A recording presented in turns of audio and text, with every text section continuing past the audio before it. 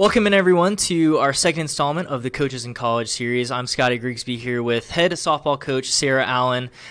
She joined CIU staff back in 2017 and has had 2 seasons here with us, started the inaugural softball program here. Welcome in, Coach Allen. How are you doing?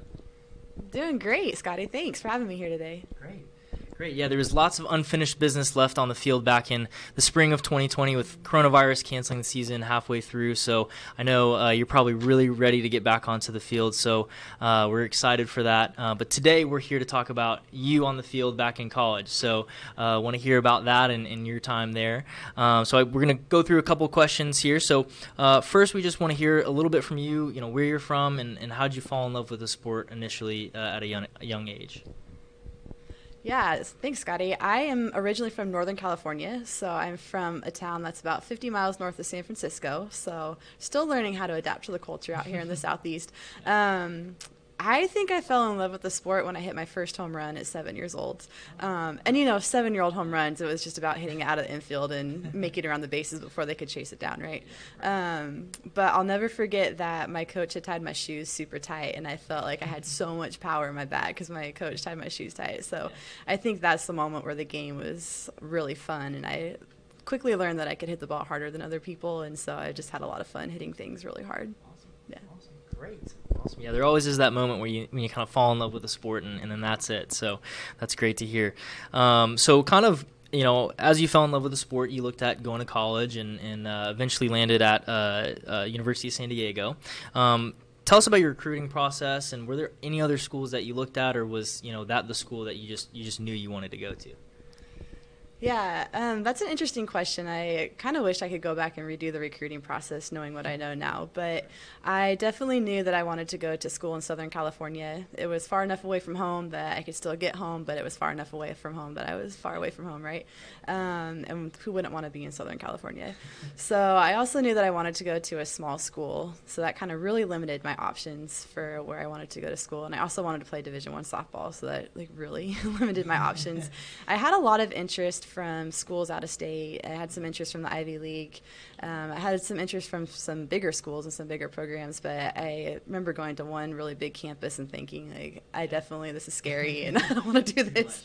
Yeah, so the fall of my senior year, the coach for USD saw me play in a tournament, and I talked to her, really, really liked her. She had played in the College World Series as a player, and she was a catcher like I was a catcher, so I just really connected with her. And I would have been her first recruiting class, which apparently I'm drawn to being the first at things. So I think I just really bought into her vision and then went to tour campus, and it's beautiful. You can see the ocean from campus, and so I was sold. It's everything I was looking for, plus it was a really high-ranked academic institution. So I think, it wasn't that hard of a sell for me. Oh, great. That's awesome. Very special, so I'm sure you're a legend there in the softball community. So tell me a little bit about your transition from high school to college and, that kind of from a talent level, playing level, and then also just going into your freshman year, kind of being on your own. How was that transition for you? Yeah, I'm super independent, so I feel like I loved being in college. I have a great family. I love my parents. I love my brothers. There's nothing wrong with them, but I just loved being away from home and loved being out on my own. So I don't think the transition was really hard for me. I don't ever remember being homesick at all, and I loved playing college softball. I love softball. If you know me, you know I love softball. So it was everything I ever hoped for. So I think the hardest part for me, transition-wise, was one, I definitely did not condition enough the summer before my freshman year, so almost had an asthma attack our first conditioning practice, and I don't have asthma. So I definitely wish I would have conditioned a little bit more and been more prepared for the workouts. But I also know that I wish I would have been prepped for how to be a good roommate and a good teammate, because my roommate and I struggled, and so now I really try to be intentional about helping my girls through their roommate process, because I could have had a much better friend out of my freshman roommate had I done a little bit better job of understanding where she was coming from. Great, that is awesome. Little tip for the incoming freshman softball recruits. A couple good tidbits there. So you were, through your playing career, you were an NCAA Division I, athlete. What kind of work did it take to play at that level and to compete and compete successfully at that level? Right. Yeah, it definitely took a lot of work. If you have a bad day, it doesn't matter. If you're hurt, it doesn't matter. What matters is earning your spot, and you really are earning your spot every single time you step on the fields. But I love that. Like, I'm competitive and I'm relentless, and so it really was a really good fit for me. I was surrounded by teammates who worked hard and a coach who really pushed us really hard because she had played at that level too, so she understood, what it took. So it definitely takes extra reps. I would always get to the field early to hit some extra balls of my own or take some extra ground balls. But yeah, definitely, you're pushed in the weight room, you're pushed in conditioning, you're up early, you're up late. You've got 3-hour practices every single day to learn everything because, you're trying to be better than 99% of the country. So in order to do that, it really does take a lot of extra mental toughness and physical toughness and relentless hard work. That's great. That's awesome. So during your career, you were named a 3-time All-PCSC honoree and a 3-time USD Offensive Player of the Year. What do you contribute your success to throughout your playing career and to earn those great honors and accolades? Yeah, growing up, I really got to play on some really super competitive teams. Most of my travel ball team ended up playing in either the SEC or the Pac-12, so I just grew up playing around really good softball. Yeah. And the summer after my freshman year of college, I was invited to the junior national team tryout camp with 50 other girls from around the country. And, I got to step on the field with some young women who would be Olympians and who have had amazing Olympic careers. So that definitely challenged me to be better than I was. And I think I had a little bit of a chip on my shoulder that I didn't quite reach that level in my playing career.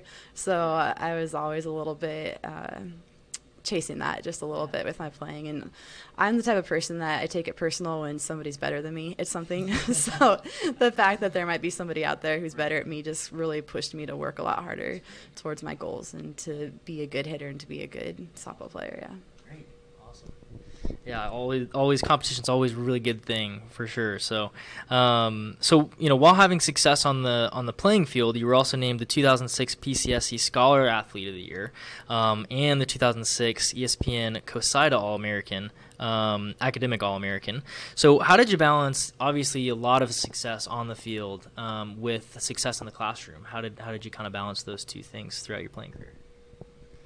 Yeah, I don't know if that's something I ever thought about. It's just how I'm wired. If there's something to do well, I'm going to do it well, and I'm going to make sure that nobody does it better than me.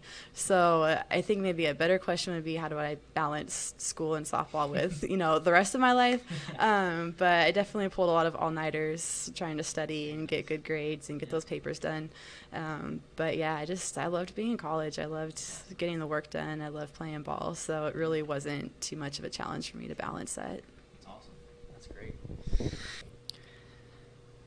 So obviously you saw a lot of success in your playing career in college. So how do you bring that experience to your coaching philosophy? How does that impact how you run your program? And what do you do to try and get your players to get to that same level as you were?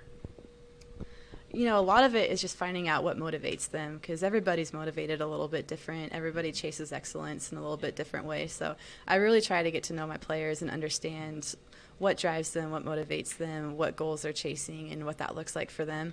But also there's definitely an element of you have to be a little bit relentless. Just coming to practice every day isn't always enough. You've got to find ways to put a little bit of extra work in for yourself. But honestly, a lot of things I do as a coach are things that I wish I would have had as a player.